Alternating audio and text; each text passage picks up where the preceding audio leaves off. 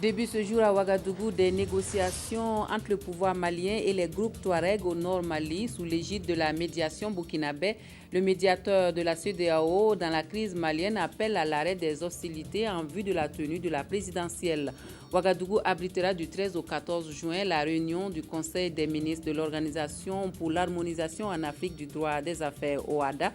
Le ministre de la Justice est notre invité ce soir. Il nous parlera de l'ordre du jour de cette rencontre. Et puis les étalons du Burkina chaussent les crampons demain contre le MENA du Niger. Les poulains de Paul Put sont confiants. Nous vous proposerons l'ambiance sur place à Niamey dans ce journal. Ce sont les titres qui seront développés pour vous dans cette édition de l'actualité sur la télévision de Burkina. Bonsoir à tous et merci de votre attention. Les négociations entre le pouvoir malien et les rebelles Touareg qui occupent le nord Mali ont débuté ce matin à Ouagadougou sous l'égide de la médiation burkinabé. Le but de ce dialogue est toujours le même, le retour définitif de la paix au Mali et la tenue de l'élection présidentielle prévue pour le 28 juillet est une condition pour l'intégrité du territoire. Aussi, le médiateur Blaise Compaoré a-t-il, dès l'entame des travaux, appelé à une cessation des hostilités en vue de cette présidentielle. L'ouverture des pourparlers avec Nyarki Teda. Autour de cette table, les différents protagonistes de la crise au Mali.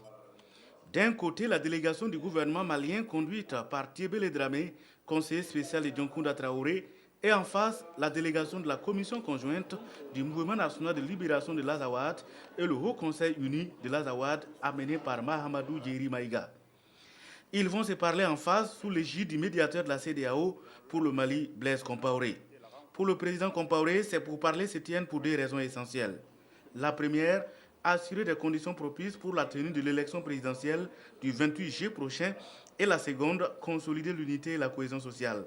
C'est une vision partagée par les autorités de Bamako qui souhaitent la fin des hostilités afin que le pays retrouve son intégrité. L'intégrité du territoire national, l'unité nationale du Mali, la forme laïque et républicaine de l'État ont été les balises posées ici même à Ouagadougou le 4 décembre. Nous voulons redire aujourd'hui que nous restons fermement attachés à l'observation stricte de ces principes par l'ensemble de nos compatriotes qui, à un moment donné, ont cru devoir prendre les armes contre le pays. La rencontre de Ouagadougou est essentielle pour les groupes armés du Nord Mali, car de leur avis, c'est l'occasion rêvée pour asseoir les balises d'une sortie définitive de crise au bord du Yoliba. Cette rencontre suscite sans nul doute un grand espoir chez les populations de la ZOAD en général, celles déplacées et réfugiées en particulier, qui cherchent à vivre dignement sur leur terre d'origine. D'autre part, nous mesurons l'importance des enjeux et des défis qui nous attendent. Enfin, nous souhaitons que cette rencontre soit le début d'un règlement définitif de cette crise qui perdure depuis un demi-siècle. Le retour de la paix à travers un dialogue franc et constructif semble l'idée de tous. Fort de ce constat, le médiateur propose alors un plan de discussion autour de 4 points. 1. La cessation des hostilités, qui créera les conditions de sécurité indispensables à la tenue d'élections libres et transparentes, tout en favorisant le retour des réfugiés et des personnes déplacées. 2. Le redéploiement de l'administration générale, des services sociaux de base, des forces de défense et de sécurité au nord du Mali et en particulier à Kidal selon des modalités pacifiques qui seront à négocier. 3. La création de mécanismes de suivi et d'évaluation comme mesure d'accompagnement composés des pays et organisations partenaires techniques et financiers du Mali. 4. La poursuite des pourparlers de paix après l'élection présidentielle en vue de l'établissement d'une paix définitive et d'un développement durable et inclusif dans le nord du Mali. Le décor planté, le médiateur reçoit depuis ce midi les différentes délégations de façon séparée avant une concertation commune qui sera sanctionnée d'un communiqué final. Voilà, et puis les travaux se poursuivent à huis clos. La cohabitation entre autochtones et populations déplacées de guerre ou autres catastrophes n'est pas toujours évidente, même si tout se passe pour le mieux pour les réfugiés maliens résidant à Sia. C'est toujours important d'attirer l'attention du public sur la nécessité de cette cohabitation pacifique. C'est la conviction du ministère en charge des droits humains qui, pour mener cette sensibilisation à Bobo-Dioulasso, a choisi de marquer les esprits par le canal du cinéma. Ahadi Sandamba. C'est une conférence qui sort de l'ordinaire. Elle réunit toutes les couches socio-professionnelles des populations locales et les réfugiés maliens résidant à Bobo-Dioulasso.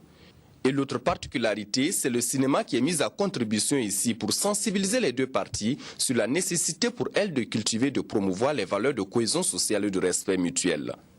L'histoire d'une haine manquée, c'est ce film du Burundais Edi Mounianeza qui a été projeté pour la circonstance. C'est un film qui concerne le génocide au Rwanda, qui montre les dégâts des crises, des conflits, lorsque ces crises ou conflits éclatent dans les pays. Et nous pensons que ce film va toucher la sensibilité des populations de Bobo, la sensibilité des réfugiés, et cela reviendra à l'esprit de tout un chacun à chaque fois que quelqu'un voudra poser un acte qui puisse aller à l'encontre de la paix. C'est pourquoi nous avons choisi cette activité. Non seulement écouter, mais voir, ça permet de mieux mémoriser, ça permet de mieux sensibiliser, de mieux conscientiser.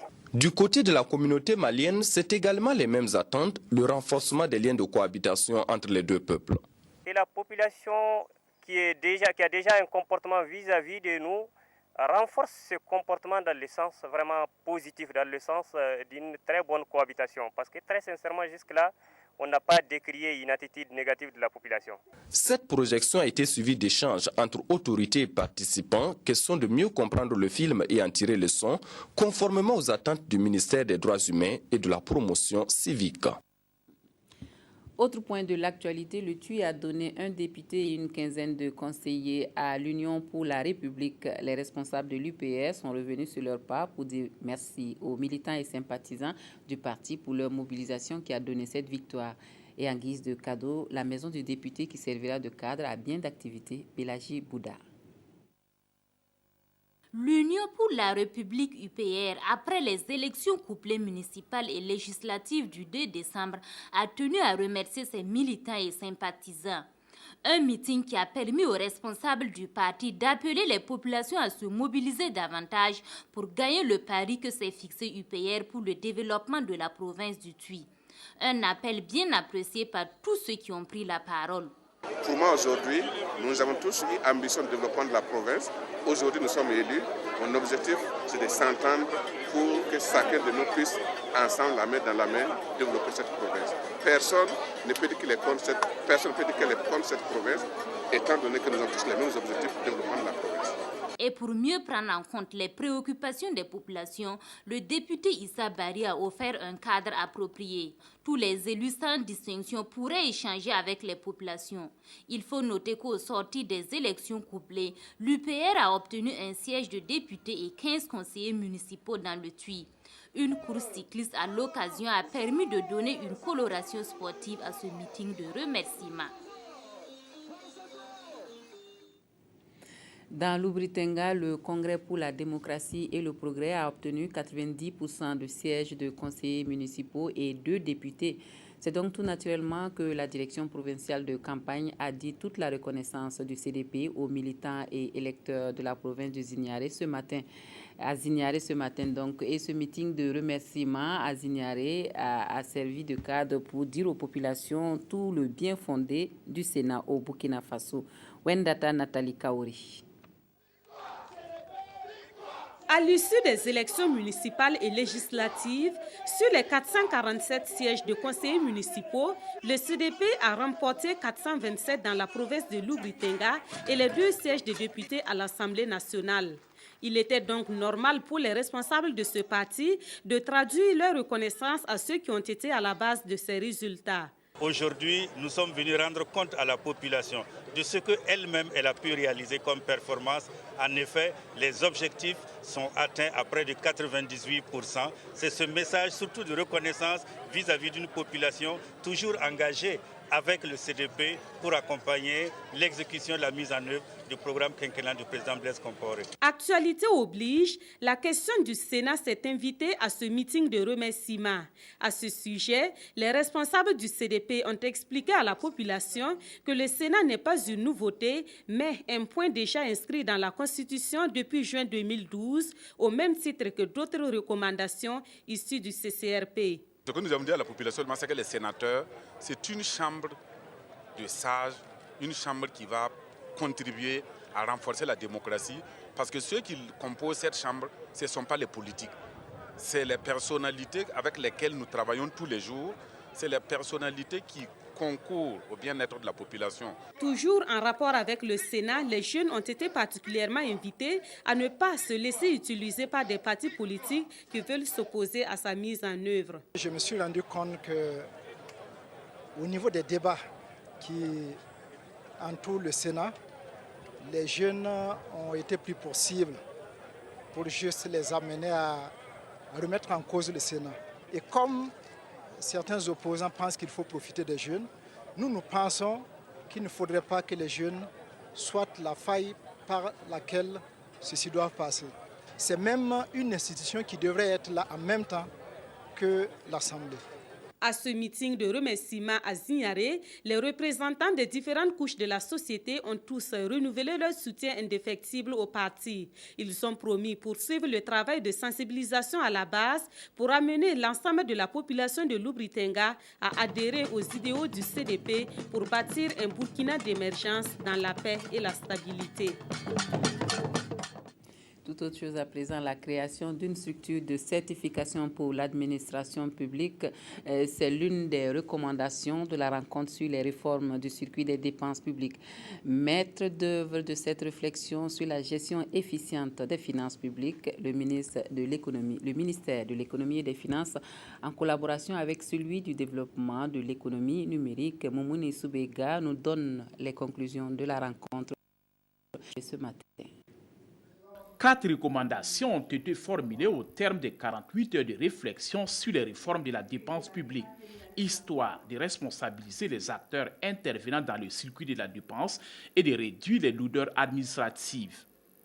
Les recommandations vont dans le sens d'envisager le contrôle, de renforcer le contrôle interne et le contrôle a priori, également dans le sens de la certification, la création d'une structure de certification, mais également une résolution forte qui est celle de l'ensemble des acteurs à s'approprier les résultats de l'étude et à travailler à apporter des réponses conformément aux conclusions de ces études-là. La recherche de la performance et l'efficacité, c'est la vision qui se cache derrière ces réformes voulues par le département de Lucien Marie-Noël Bembamba.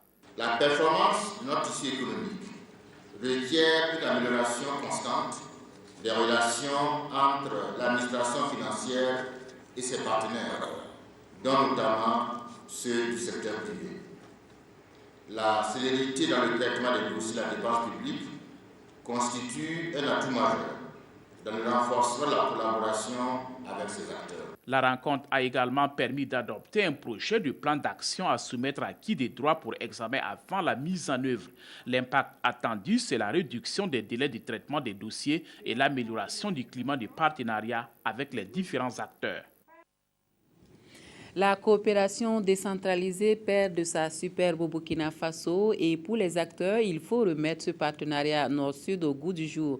La Commission nationale de la coopération décentralisée doit sortir de son hibernation. Elle a répondu à la convocation du ministre de l'aménagement territorial et de la décentralisation à Bobo Dioulasso, qui avait à ses côtés le plus important partenaire du Burkina Faso dans cette coopération, la France. L'ouverture de la rencontre avec Sanoua Christine Koulibaly. La coopération décentralisée constitue la deuxième source de financement du développement local après l'État au Burkina Faso. Mais depuis quelques années, la CONACOD, la Commission nationale de la coopération décentralisée, créée pour renforcer l'efficacité et la cohérence des interventions des partenaires de la coopération décentralisée, connaît une certaine léthargie. Les présentes assises ont pour but de donner un nouveau souffle à la CONACOD. C'est vrai que si la coopération décentralisée a commencé par des relations humaines, on ne pouvait plus rester à ces questions de relations humaines, étant entendu que cela mobilise beaucoup de ressources souvent collectés auprès des contribuables. Et nous devions faire en sorte que ces ressources-là puissent être utilisées à bon escient, mais qu'aussi nous puissions avoir un cadre où nous mesurons l'impact de part et d'autre. Donc on ne peut pas laisser dans la léthargie une telle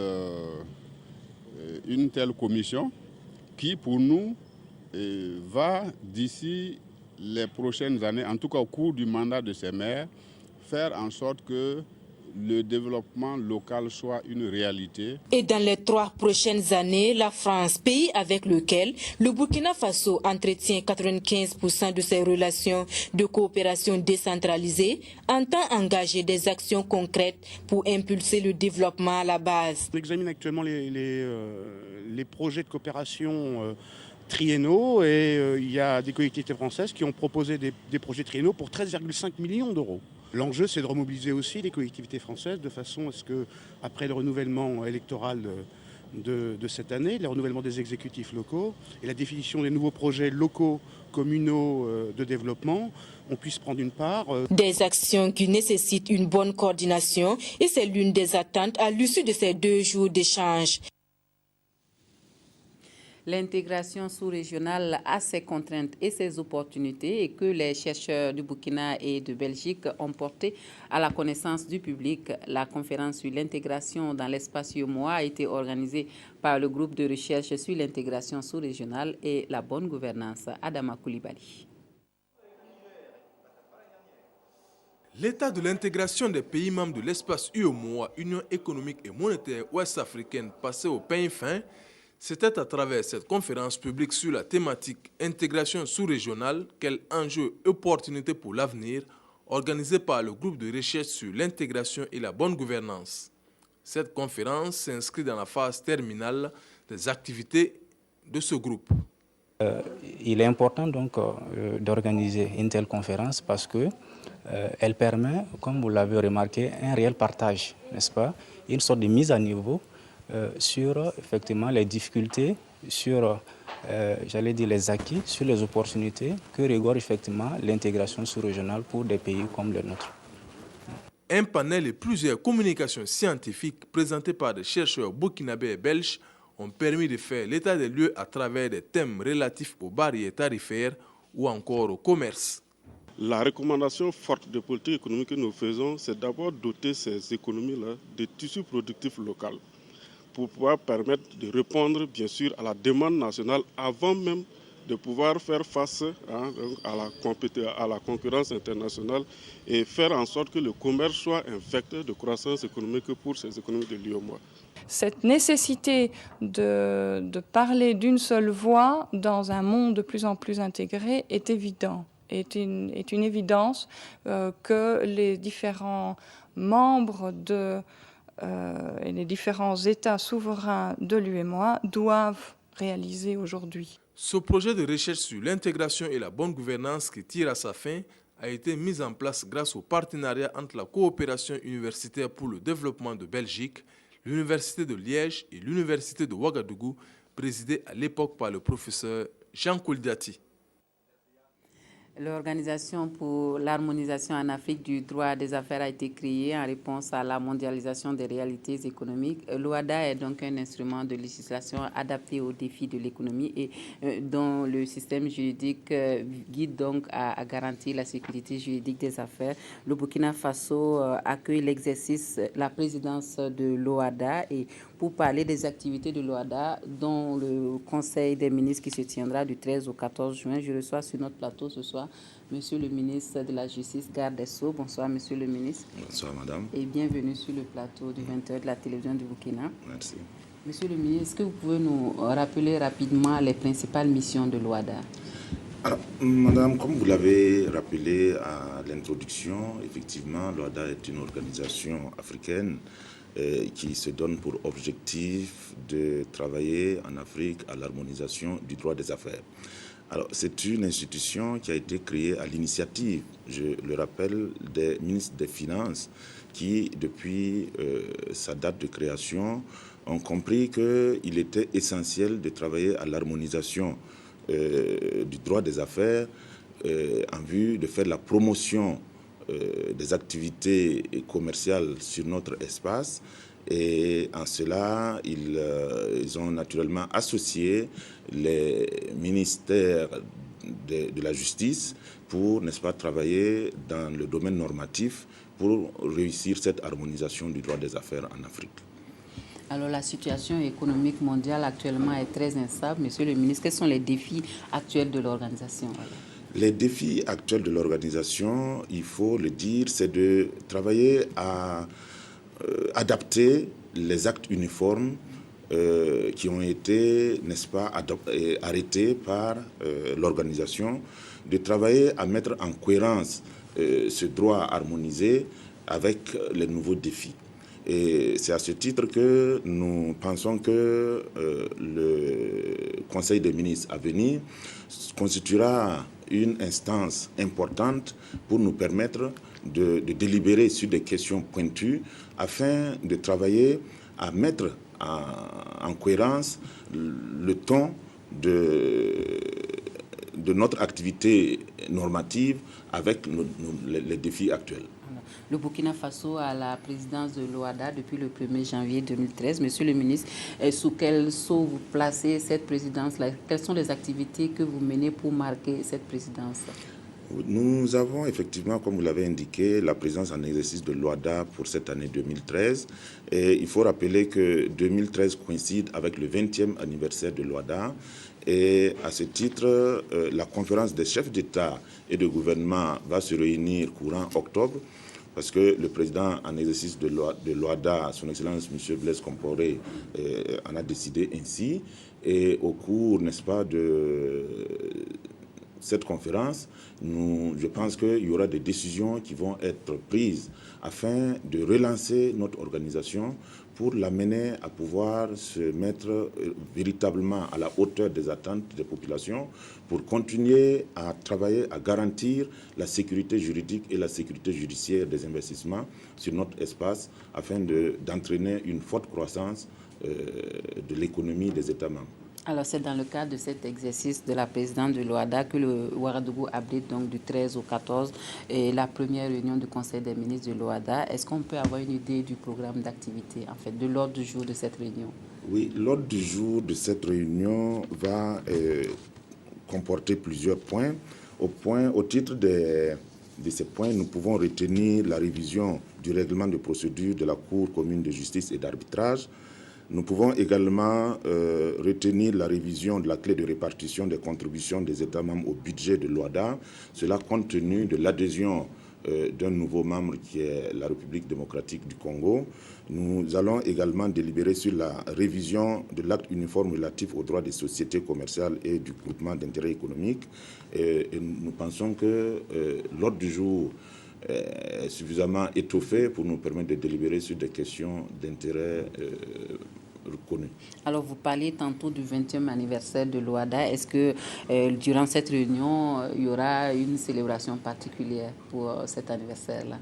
Ah oui, nous allons, lors du Conseil des ministres, parler de l'état d'avancement des travaux qui sont dans le cadre des préparatifs du 20e anniversaire et voir toutes les thématiques qui vont être abordées afin de donner à la célébration de ce 20e anniversaire un cachet particulier. Merci, Monsieur le ministre, d'être venu sur notre plateau pour nous parler de l'OHADA, de l'exercice de l'OHADA, dont le Burkina Faso a la présidence cette année, et du prochain Conseil des ministres de l'OHADA qui se tiendra à Ouagadougou du 13 au 14 juin. Merci d'être venu sur notre plateau, Monsieur le ministre. Vous restez avec nous pour la suite de ce journal. Le ministère de la Justice, justement, qui est dans une dynamique d'informatisation intégrale de ses services, qui doit se frotter les mains en ce moment, et pour cause. Le département vient de recevoir de la part du Maroc du matériel informatique composé d'ordinateurs, d'imprimantes et d'onduleurs, le tout estimé à plus de 200 millions de francs CFA, du matériel remis hier vendredi en présence de Sylvestre Da. Le processus d'informatisation des services du ministère de la Justice gagne en renfort avec ce don de matériel informatique par le Royaume du Maroc. Le matériel se compose de 250 ordinateurs de bureau, 50 ordinateurs portables, 250 imprimantes et 250 ondulantes. le tout d'une valeur d'un peu plus de 210 millions de francs CFA. Ce geste se veut une célébration de l'amitié entre le Burkina et le Maroc. C'est aussi le signe d'une collaboration sud-sud réussie. Il y a eu la réunion de la 3e commission mixte en mai 2012. Dans le cadre de cette réunion, le Maroc s'était engagé à contribuer à financer un certain nombre d'opérations au Burkina Faso. Et le choix, parmi la dotation qui a été donnée à cette coopération pour le biennum 2012-2013, s'est porté sur le ministère de la Justice, mais également sur le ministère des Affaires étrangères et de la coopération. Le Maroc ne se limite pas aux dons. Il prend en charge l'installation des appareils ainsi que leur maintenance pendant une durée de 24 mois. Il s'engage également à assurer la formation des agents du ministère de la Justice à l'utilisation de ce matériel. Nous sommes convaincus que ce don va contribuer substantiellement à améliorer le rendement au niveau des acteurs de la justice. Cela va contribuer à améliorer les capacités de nos acteurs sur le terrain. Et à cet égard, je pense que c'est vraiment une contribution qui vient à point nommé pour nous renforcer au niveau de la réalisation de nos objectifs au niveau de la justice. Le matériel sera réparti de manière juste et équitable en fonction des besoins de chaque service relevant du ministère de la Justice, a ajouté Dramane Yamiogo, en fonction aussi des objectifs recherchés en matière de justice. À la suite de ce don, le Royaume du Maroc entend multiplier ce type d'actions à l'endroit d'autres structures au cours de cette année 2013. Voilà, retour au palais de Kosiam où Maïmouna Traoré suit pour nous l'ambiance donc des négociations intermaliennes qui ont débuté depuis ce matin sous l'égide du médiateur de la CEDEAO pour le Mali, Blaise Compaoré. Voici donc pour vous l'ambiance qui prévaut depuis ce matin au palais de Kosiam. C'est ici, au palais présidentiel, que se déroulent les pourparlers de paix intermaliens. Tout se passe comme prévu. Les deux délégations maliennes, celle de Bamako, conduite par Tiebele Dramé, et la délégation conjointe Mouvement national de libération de l'Azawad au Conseil pour l'unité de l'Azawad, ont été reçus par le président du Faso. Nous venons d'assister il y a quelques instants à deux audiences que le président du Faso a accordées à deux délégations, les mouvements et forces patriotiques de défense et le mouvement arabe de l'Azawad. Ces deux délégations ont marqué leur volonté à œuvrer pour un retour définitif de la paix au Mali. Les débats se poursuivront demain et devront aboutir lundi à la signature d'un accord entre les parties prenantes. Voilà donc les pourparlers, les travaux se poursuivent au palais de Kosiam et pour la suite ce sont des audiences à huis clos comme l'a dit Maïmouna Traoré entre le médiateur de la CEDEAO dans la crise malienne et les différents groupes. Blaise Compaoré a reçu en fin de soirée deux délégations venues du Mali, celle des mouvements et forces patriotiques de défense et la délégation de mouvement arabe de l'Azawad. Elles sont venues répondre à une invitation du président burkinabé. Tous ont marqué leur volonté à œuvrer pour la paix au Mali. Nous suivons ces deux audiences avec Maïmouna Traoré. Ce qui nous a le plus, qui a le plus retenu notre attention, c'est le fait que le médiateur, le président du Faso, ait décidé désormais d'avoir des négociations inclusives. Donc toutes les communautés, sans exception,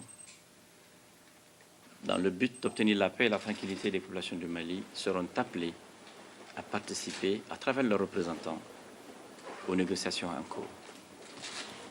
Nous sommes les mouvements et forces patriotiques de résistance. Nous avons eu l'occasion, au cours de cette crise, de former des milliers de jeunes dans le métier des armes, pour le seul but d'assurer la sécurité et la protection des personnes et des biens dans le nord du Mali. Comme vous le savez, il y a une situation de guerre qui a fait que les populations ont été à un certain moment abandonnées et qu'elles ne pouvaient avoir leur salut qu'en s'organisant elles-mêmes à travers ses propres enfants. Donc nous remercions le président du Faso de nous avoir donné cette occasion de participer en tant qu'entité autonome, représentante des intérêts des populations du Nord à ces discussions. C'est quand même la première fois qu'il s'agit de discuter avec des mouvements armés. Les discussions qui ont pu se faire avec les autres peuvent être considérées comme des discussions politiques. Maintenant, il s'agit d'aborder la question de l'armement de toutes les personnes physiques détenant des armes de guerre, susceptibles donc de troubler la paix et la quiétude des populations. Donc c'est à ce stade-là, certainement, que le médiateur a estimé judicieux de faire appel à nous. Parce qu'il le sait, nous sommes des mouvements armés. Il ne s'agit pas présentement de négociations. Il s'agit d'une prise de contact avec le médiateur de la CEDEAO, qui est de très bonne volonté, nous semble-t-il, et nous en sommes sûrs d'ailleurs, après sa rencontre. Nous souhaitons le plus rapidement possible une issue heureuse pour toutes les parties de ce conflit. Voilà pour ce qui est de l'ambiance qui prévoit en ce moment à Kosiam pour ces négociations intermaliennes. Le travail des enfants, parlons-en, le travail des enfants dans les sites aurifères, c'est une préoccupation pour les autorités et la société civile. Le phénomène prend de l'ampleur au plus grand désespoir des associations et ONG qui luttent contre le travail des enfants. Dans le centre-nord, on cherche les moyens pour mettre fin à cela et c'est une coalition de 3 associations avec l'appui de l'UNICEF qui demande l'implication de tous. Ramatou Zida, Sylvestre Da. Dans ce sketch sont décrites les réalités des sites d'orpaillage à travers le Burkina. Des sites pour la plupart artisanaux et sauvages dans lesquels sont exploités les enfants contraints à abandonner les salles de classe. Un consortium de 3 associations de la région du Centre-Nord, en partenariat avec l'UNICEF, ont initié une campagne de communication sur la situation des enfants dans ces sites d'orpaillage en vue de susciter un changement de comportement des populations. L'action rentre dans le cadre d'un projet dit de retrait et de réhabilitation et le village de Imiougou, dans la commune de Korsimoro, constitue le point de départ de cette campagne. Au regard des conséquences dommageables sur la santé, sur l'éducation, l'épanouissement des enfants, l'UNICEF ne pouvait pas rester insensible à voir des enfants travailler à longueur de journée sur ces sites d'orpaillage-là. Quand on dit retrait, ça prend en compte toute la composante enfance. Ça veut dire les enfants de 0 à 3 ans. Les mères d'enfants, c'est les empêcher d'aller sur les sites avec les mères d'enfants. Les enfants de 3 à 5 ans, aider ces enfants à avoir un encadrement dans les bisongos, c'est-à-dire les garderies. Et les enfants de 6 à 12 ans, c'est un accompagnement au niveau du CP1 pour qu'ils puissent suivre le cursus normal. Et les enfants de 12 à 14 ans, c'est des activités génératrices de revenus, puisqu'ils n'ont plus la chance d'être au primaire. Maintenant, à partir de 15, 16, 17 ans, c'est organiser une formation professionnelle à l'intention de ces enfants-là, pour qu'à la sortie, chacun puisse bénéficier d'un kit pour pouvoir s'installer et être vraiment loin des sites d'orpaillage. Le projet concerne 5 régions du Burkina, le centre-nord, le sud-ouest, le plateau central, le centre et le Sahel. En 4 ans de mise en œuvre, plus de 15 000 enfants ont été retirés des sites d'orpaillage, scolarisés et formés à divers métiers. La région du centre-nord compte à elle seule près de 200 sites et 54 villages seront sillonnés au cours de cette campagne. Cette campagne de sensibilisation pour le retrait des enfants est la bienvenue au niveau de notre région.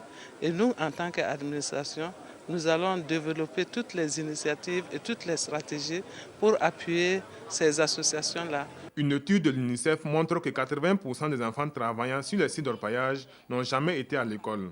C'est pourquoi, en collaboration avec l'État burkinabé, l'UNICEF entend développer un plan intégré de communication afin d'attaquer le mal par la racine et éradiquer complètement le phénomène du travail des enfants dans les sites d'orpaillage. On ne dénombre plus les difficultés que connaît l'enseignement supérieur au Burkina Faso. La situation est assez critique et les états généraux prévus à cet effet donneront la parole à l'ensemble des acteurs du public, du privé et de la société civile pour trouver une solution durable à l'enseignement supérieur burkinabé. Le ministre des Enseignements secondaires et supérieurs a rencontré la presse hier sur l'organisation de ces assises. Pélagie Savadogo. Depuis quelques années, l'enseignement supérieur burkinabé est confronté à une crise sans précédent. Manque d'infrastructures, insuffisance d'enseignants, chevauchement d'années académiques sont entre autres les maux dont souffrent les universités publiques. C'est ainsi que des états généraux seront organisés du 13 au 15 juin prochain afin de circonscrire les forces et les faiblesses du système universitaire burkinabé et de proposer une feuille de route. Pour faire le point des préparatifs, le ministre des Enseignements secondaires et supérieurs, entouré des membres du comité d'organisation, était face aux journalistes.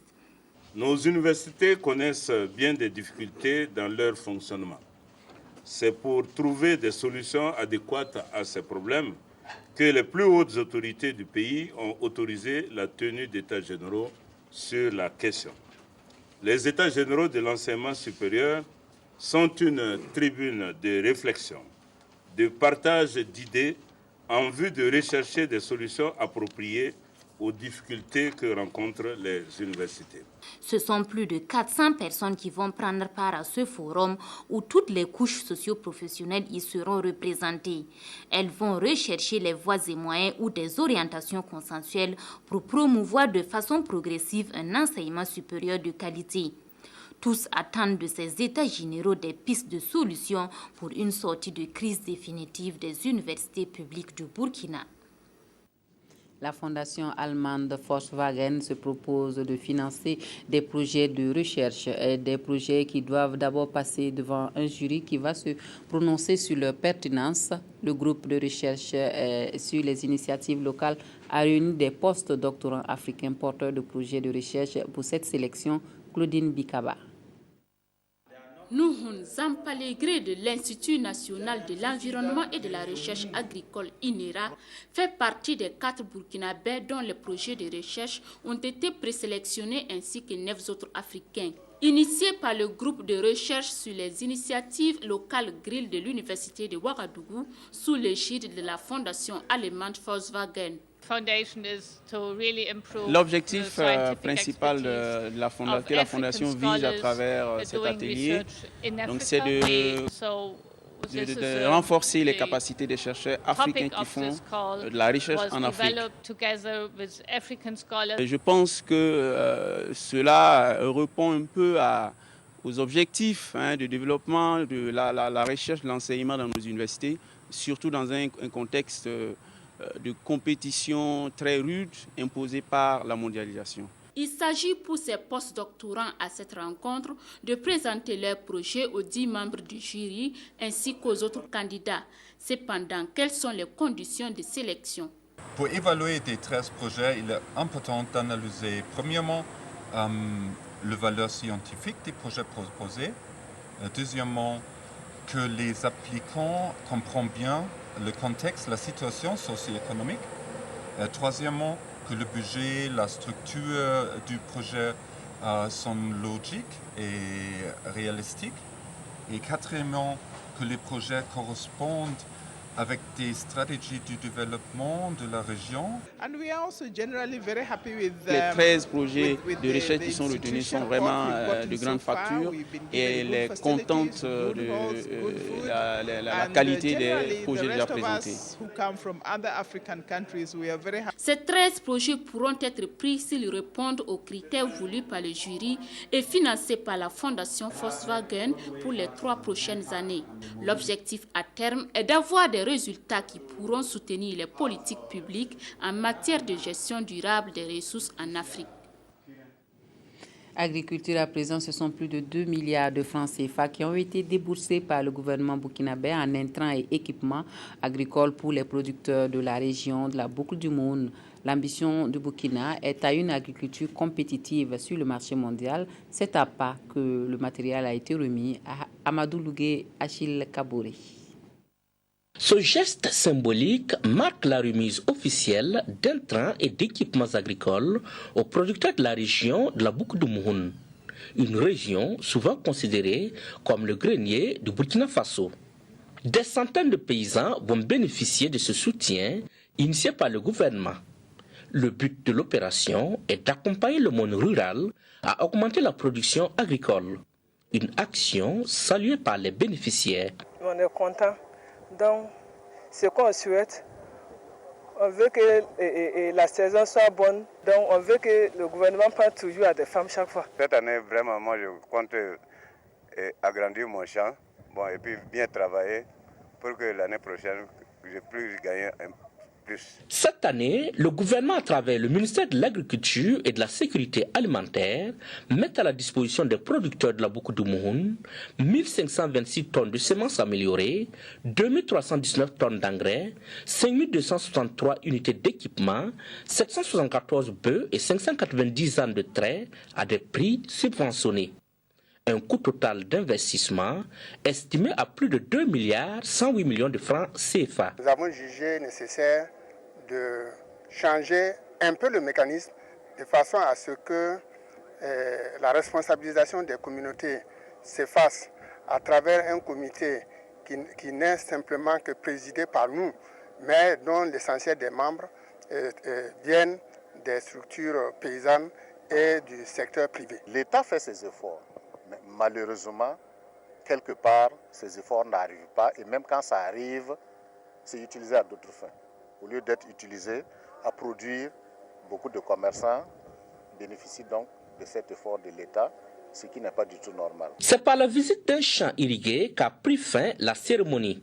Et la Boukou du Mouhoun espère pour cette campagne produire 1 279 645 tonnes de céréales et 242 523 tonnes de cultures de rente.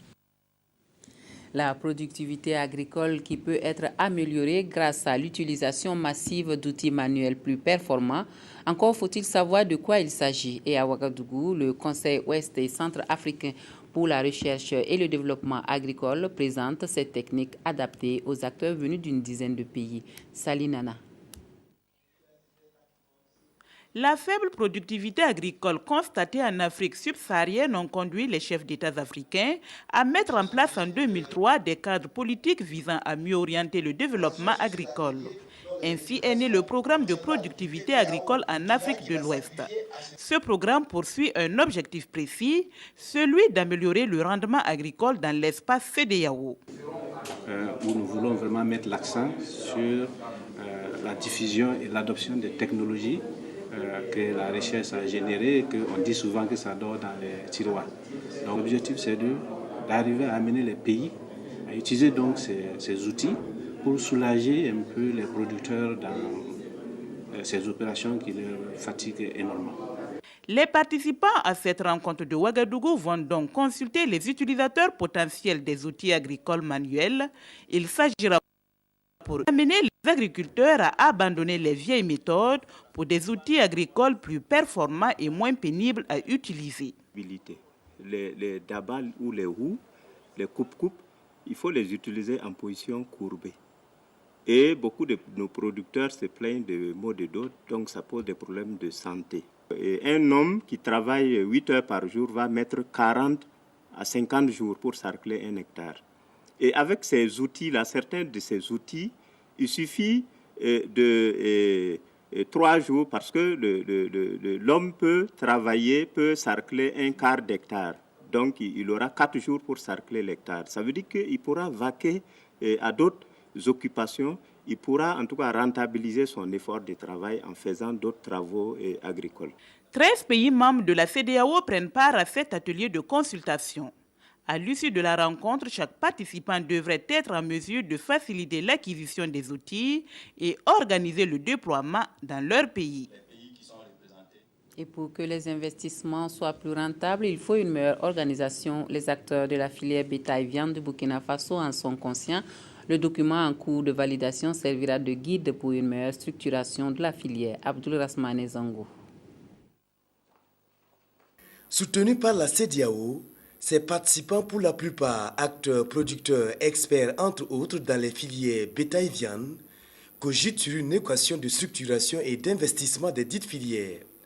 Un document a été élaboré à cet effet et est présentement objet de validation. Si on prend le lait, par exemple, compte tenu du fait que nous n'avons pas de grosses unités structurantes pour pouvoir traiter le lait et même pouvoir les produire, nous sommes obligés d'importer le lait. Et c'est des milliards de francs CFA que le gouvernement consacre chaque année à l'importation du lait.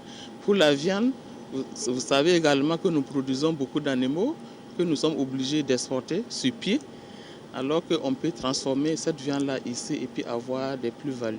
Donc c'est autour de toutes ces problématiques-là il faut que les acteurs réfléchissent pour voir quels sont les axes qu'on peut dégager pour pouvoir appuyer ces deux secteurs. La validation du document en étude permettra certainement au ministère des Ressources animales de mieux structurer et soutenir les filières bétail-viande. Objectif, booster toute la chaîne allant de la production à la commercialisation afin de satisfaire d'abord la consommation locale et pourquoi pas ensuite vendre un label Made in Burkina à l'extérieur. L'élevage périurbain dans l'air du temps au Burkina Faso, l'activité est en plein essor aux périphéries de Ouagadougou. Des journées portes ouvertes sont organisées pour des expositions ventes, mais donnent également à réfléchir sur la sécurité alimentaire et la compétitivité. Nathalie Kaoré y a fait un tour. Avec une population estimée à 2 400 000 habitants, la région du centre vient en première position en matière de consommation de produits laitiers et animaux. Dans cette région, 50 000 poulets sont consommés chaque jour et des produits alimentaires tels que le lait et le poisson sont tributaires de l'importation.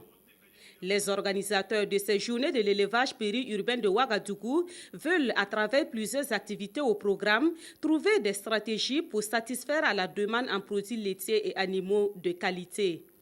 Le premier, c'est sur l'abattage clandestin de la viande et le transport de la ville de Ouagadougou, parce que nous voulons dégager les différentes difficultés afin que le consommant soit rassuré de consommer qualité. Le second thème de conférence de cette journée, c'est par rapport à la sécurité de l'élevage des poissons pour en assurer la consommation de la ville de Ouagadougou.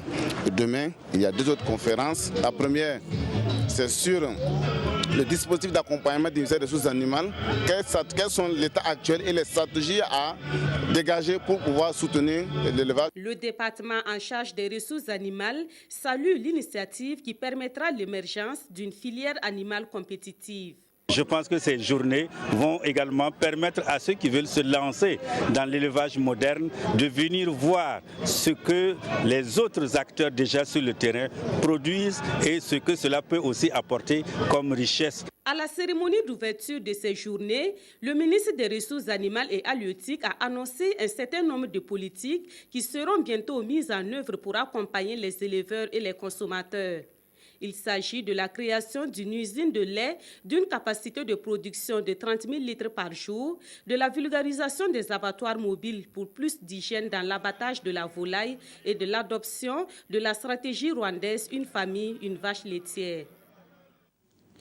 Sport pour finir, c'est ce dimanche à partir de 15h temps universel que les étalons du Burkina jouent à Niamey contre le MENA du Niger. Lors de la troisième journée, le 11 burkinabé avait remporté le match par 4-0. Cette rencontre aura des allures de revanche. Je vous propose l'ambiance sur place à Niamey à 24 heures de la rencontre avec nos envoyés spéciaux Mathias Trabo d'Abakini. MENA du Niger et talon du Burkina, un match placé sous le signe de la revanche. Battu 4-0 à Ouagadougou lors de la troisième journée des éliminatoires, le MENA ou Antilope dans une des langues parlées au Niger entend se faire respecter sur ses propres installations. Si c'est pas 5, c'est quoi 0?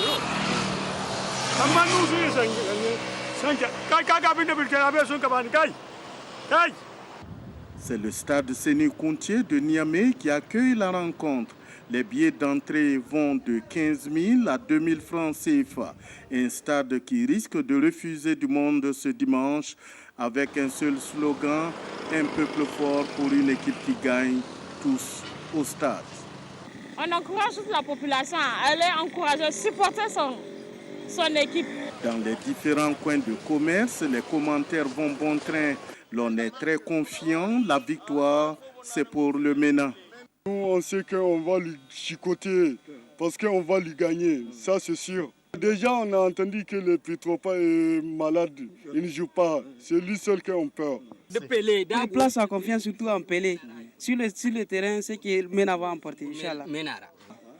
Du bleu de Moussa Mazou. Tu as vu le maillot? Il faut prendre son numéro derrière moi. Ah bon, il est derrière. Ouais. Hein?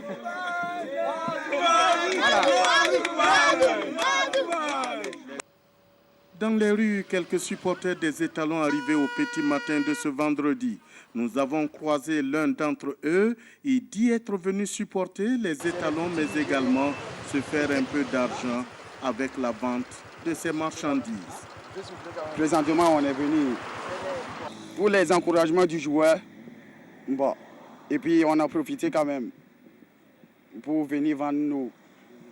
Mais vous êtes là. Tout juste à l'intérieur de cette boutique, on se dit faire également de bonnes affaires avec ce match. Il y a une grande influence parce que les clients se bousculent ici et je peux vous dire que ça marche bien. Le MENA du Niger que nous avons surpris à l'entraînement va être difficile à manœuvrer à domicile. Mais qui connaît les étalons du Burkina, l'espoir est permis. Voilà, bonne chance aux vaillants étalons. C'est tout pour le journal de ce soir, de ce 20h. Donc, c'est tout pour le 20h de ce soir sur la télévision de Burkina. Merci de nous avoir suivis. Je vous souhaite à tous et à toutes un excellent week-end. À demain.